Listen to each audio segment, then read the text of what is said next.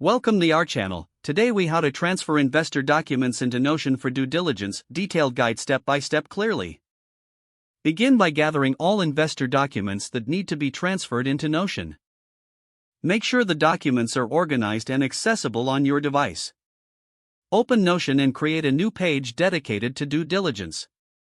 Name this page appropriately to reflect the project or investment. Decide on a structured format for the documents in Notion. Consider using categories such as legal documents, financial statements, and correspondence.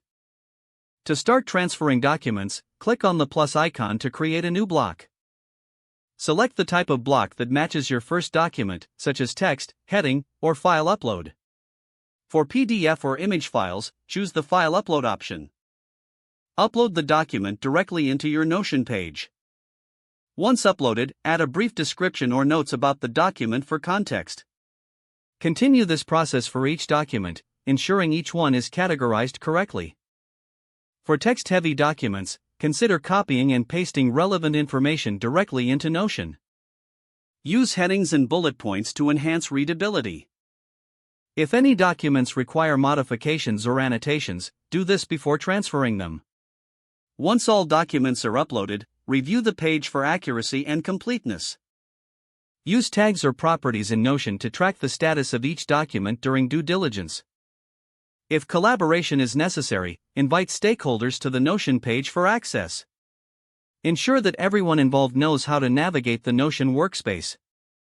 Regularly update the page with new documents or edits as the due diligence process progresses. Finally, back up the Notion page to safeguard your information against data loss. If the page does not load, refresh the browser or try again in a private or incognito window. Make sure you are using the correct email address, then retype it carefully to avoid small typos. If your password is not accepted, use the reset option and create a new strong password you can remember. Check your spam folder for verification or security emails, then complete any requested confirmation steps. Enable two-factor authentication if available to improve account security and reduce unauthorized access risk. After signing in, review your profile details so your contact information and settings are accurate and current.